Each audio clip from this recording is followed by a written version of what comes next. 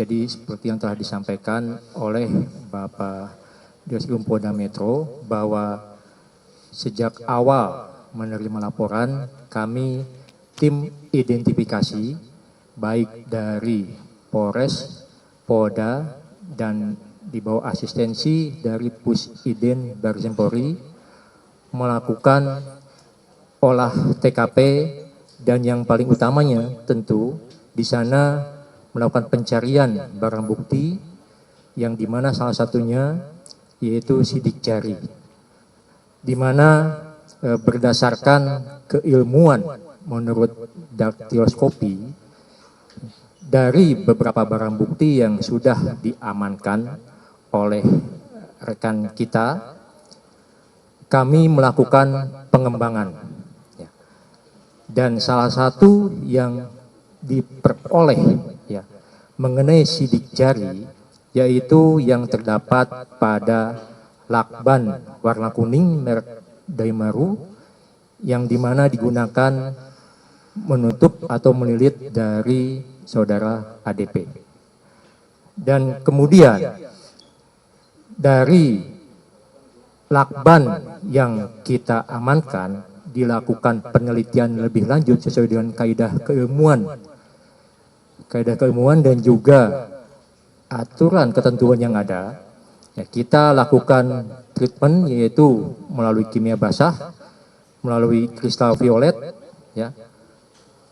diperoleh sidik jari di mana ada beberapa sidik jari namun yang memang memenuhi syarat ataupun layak bisa diperiksa atau dibaca yaitu satu, dan kita lakukan pemeriksaan lebih lanjut sesuai dengan kaidah karakteristik yang ada, diperoleh dan dibandingkan dengan sidik jari yang dimiliki oleh saudara ADP sesuai dengan kaidah keilmuan bahwa minimal 12 karakteristik yang diperoleh yang harus ada, bahwa itu bisa dikatakan sama hasil dari pengembangan yang ada di lakban dengan sidik jari yang kita ambil dari saudara ADP memenuhi kriteria persyaratan 12 titik yang sama. Jadi hasil dari tim identifikasi utama terkait pencarian sidik jari bahwa di lakban yang diperoleh yaitu sidik jari dari saudara ADP. Mungkin untuk yang selanjutnya terkait barang bukti yang lain dan beliau menguatkan, kita juga ada penelitian lebih lanjut secara DNA dari laboratorium forensik. Itu yang bisa kami sampaikan. Terima kasih. Baik, terima kasih dari Pusiden sudah menyampaikan. Selanjutnya kami berikan kesempatan dari Puslapor. Ini kami harapkan ini bisa memberikan penjelasan tentang hasil pemeriksaan terhadap DNA maupun toksikologi. Kami persilakan. Assalamualaikum warahmatullahi wabarakatuh. Terima kasih Bapak Dirkrim Polda Metro Jaya dan selamat sore rekan-rekan media.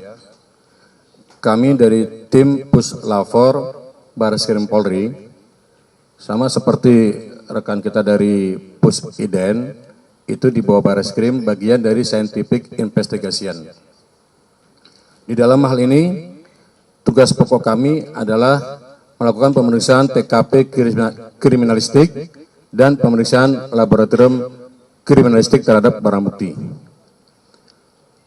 Telah ada pemeriksaan TKP kriminalistik yang kami lakukan, kami tidak menemukan di TKP adanya bercak darah, sperma, atau material biologi yang ada di TKP, di kamar korban maupun di luar kamar korban, seperti di kamar mandi dan di ruang tidur. Kami tidak menemukan adanya material biologi dari orang lain.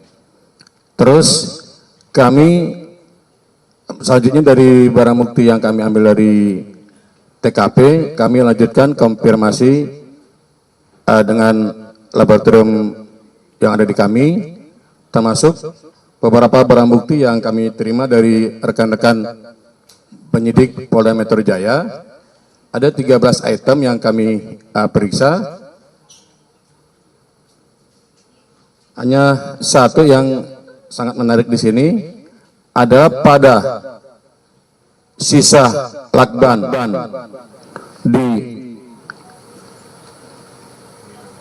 bonggol atau gulungan lakban itu terdapat DNA daripada saudara almarhum ADP. Demikian. Terima kasih Pak Irfan. Mohon izin kami perwakilan dari tim Subdit Toksikologi Puslapor Barreskrim Polri pada kesempatan ini izin menyampaikan hasil toksikologi.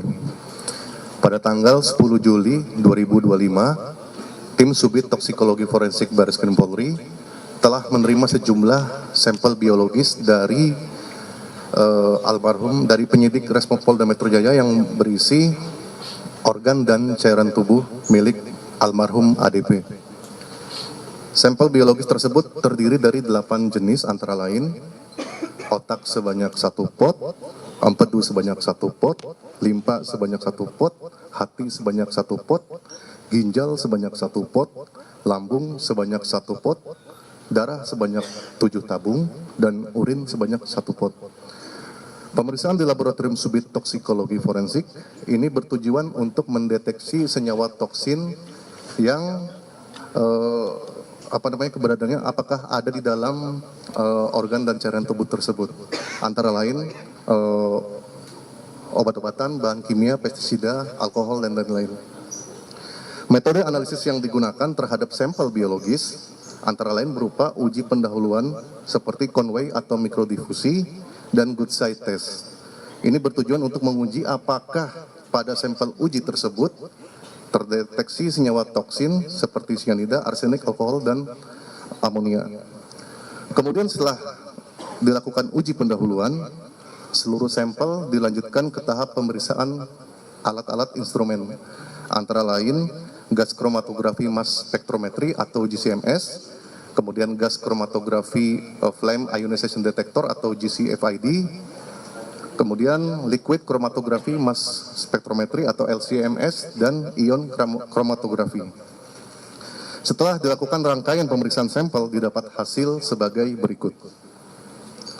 Seluruh organ dan cairan tubuh milik almarhum ADP tidak terdeteksi senyawa toksin seperti pestisida, cyanida, arsenik, alkohol, maupun narkoba. Kemudian dari pemeriksaan lanjutan ditemukan hasil sebagai berikut. Pada otak ditemukan atau terdeteksi paracetamol, empedu terdeteksi klorfeniramin, limpa terdeteksi klorfeniramin, hati terdeteksi klorfeniramin, ginjal terdeteksi paracetamol dan klorfeniramin, lambung terdeteksi klorfeniramin, darah terdeteksi klorfeniramin, urin terdeteksi paracetamol dan klorfeniramin. Kesimpulannya, pemeriksaan menunjukkan seluruh sampel organ dan cairan tubuh tidak terdeteksi senyawa toksik umum seperti pestisida, cyanida, arsenik, alkohol maupun narkoba. Namun ditemukan kandungan paracetamol dan klorfeniramin pada berbagai jaringan dan cairan tubuh almarhum ADP.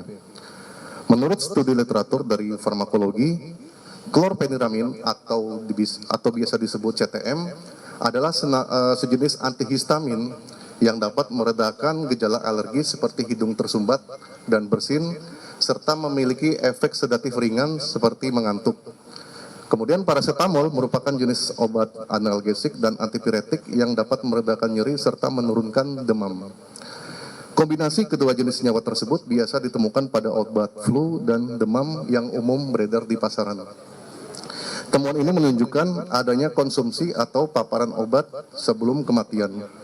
Selanjutnya, seluruh hasil pemeriksaan telah dituangkan ke dalam produk berita acara pemeriksaan nomor 4224/KTF/2025 dan telah diserahkan kepada penyidik serta kedokteran forensik untuk analisis lebih lanjut.